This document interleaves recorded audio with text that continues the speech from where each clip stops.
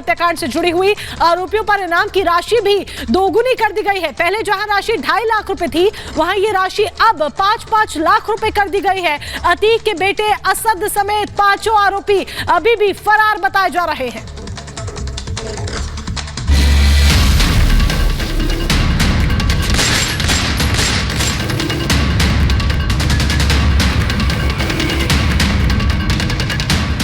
प्रयागराज के उमेश पाल हत्याकांड में रोजाना नए नए चौंकाने वाले खुलासे हो रहे हैं।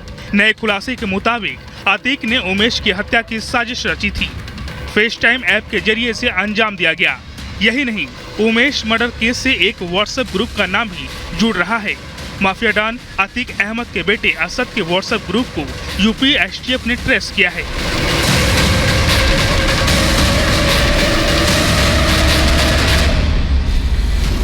ट्रेस किए गए व्हाट्सएप ग्रुप का नाम शेर-ए-अतीक है।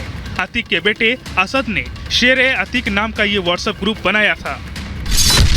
इस व्हाट्सएप ग्रुप का एडमिन डॉन अतीक का बेटा असद ही था। उमेश पाल हत्याकांड में नित नए खुलासे हो रहे हैं। आईफोन के फेस टाइम ऐप के बाद अब एक नए व्हाट्सएप ग्रुप का खुलासा हुआ है। बताया ये जाता है कि एक व्हाट्सएप ग्रुप के जरिए इस पूरी हत्या की साजिश रची गई थी और फिर उसे अंजाम दिया गया था। इस ग्रुप का नाम शेर-ए-अतीक बताया जा रहा है, जिसका एडमिन अतीक का बेटा असद था और वो इस पर उन तमाम अपराधियों की एक पंचायत लगाया करता था जो इस उमेश पाल हत्याकांड में शूटर के तौर पर शामिल हुए थे। ये लोग उस व्हाट्सएप ग्रुप के जरिए इस हत्या की साजिश को अंजाम देने के लिए तैयारी किया करते थे। उमेश पाल मर्डर को लेकर यूपी पुलिस पूरी तरह से एक्टिव मोड में है। डॉन अतीक का बेटा असद अहमद उमेश हत्याकांड का मुख्य आरोपी है। शूटआउट के दिन मौकाए वारदात पर फायरिंग करते असद की पहचान पुलिस ने सीसीटीवी फुटेज से की। अब अतीक के बेटे समेत 5 आरोपियों पर इनाम की घोषित राशि 2.5 लाख से बढ़ाकर 5 लाख कर दी गई है।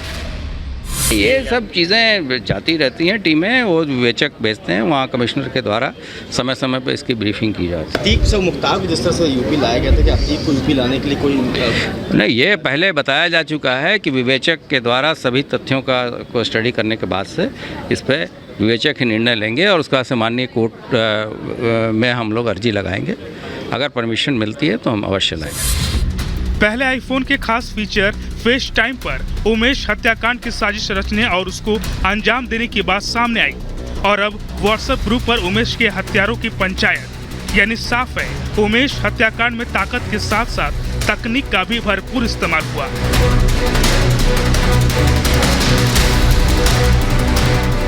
Bureau report, Republic Bharat.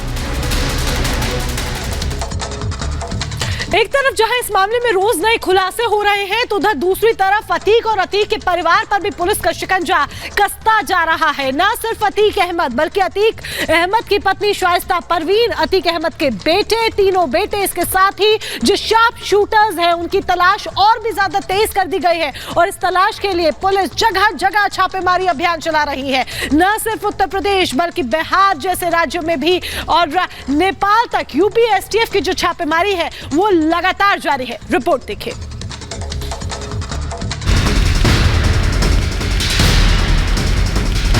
योगी के डर से माफिया अतीक का परिवार खौफ में है। दहशत इतनी कि उमेश पाल हत्याकांड में 25,000 की इनामी अतीक की पत्नी कोर्ट से बचाने की गुहार लगा रही है, खुद को बेगुनाह बता रही है।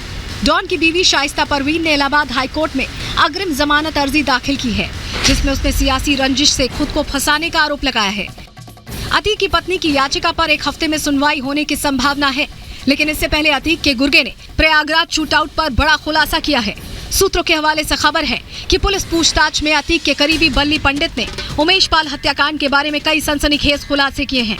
उसने बताया है कि लखनऊ के बिल्डर ने मर्डर के लिए फाइनेंस किया था। उमेश पाल की हत्या के लिए 1 करोड़ 20 लाख दिए थे। शूटआउट से 15 दिन पहले असद को पूरे पैसे दिए थे। असद ने सदाकत, गुलाम और दूसरे शूटर के साथ मीटिंग की थी। जमीनी स्तर पर गुलाम ने मास्टर प्लान तैयार किया था। सदाकत ने हथियार, गोली और बम मुहैया कराया था। सिर्फ इतना ही नहीं, उसने अतीक की बेनामी संपत्ति के बारे में भी जानकारी दी है। अतीक के बेटे असद और बमबाज गुड्डू मुस्लिम के बारे में भी कई चौंकाने वाले खुलासे किए हैं। उमेश पाल हत्याकांड के बाद पुलिस अब अतीक के आतंक की परतों को खोलती हुई नजर आ रही है। अतीक के आतंक के साम्राज्य के किले को ढहाती हुई दिखाई दे रही है। यही कारण है कि अब प्रयागराज पुलिस ने अतीक के सबसे करीबी माने जाने वाले, या फिर ये कह लीजिए कि अतीक के सबसे खास शूटर, या आप ये भी कह सकते हैं कि अतीक के दाहिने हाथ यानी बल्ली पंडित को हिरासत में ले लिया गया और बल्ली पंडित से अब पूछताछ तेज हो रही है।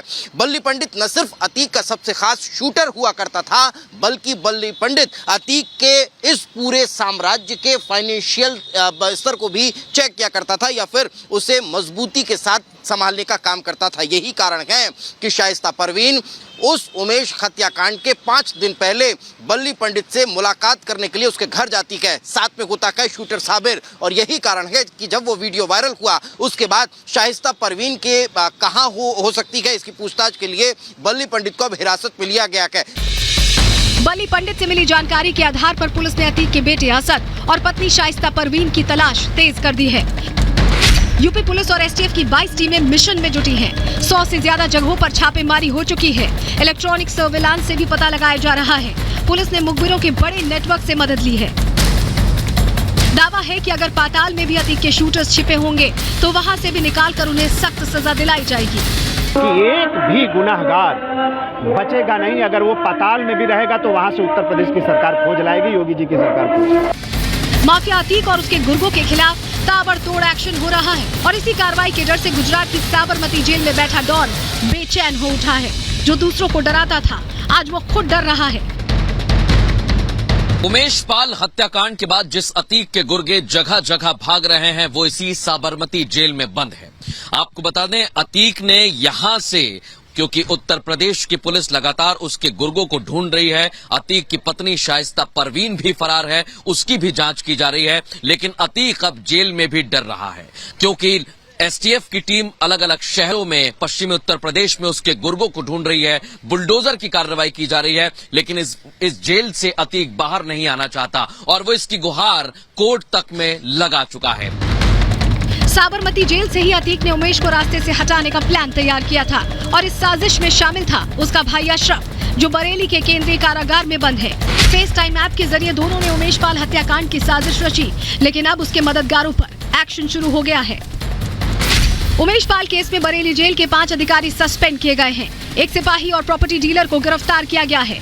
आरोप है कि अतीक के भाई अशरफ से शूटर की मुलाकात करवाई गई थी।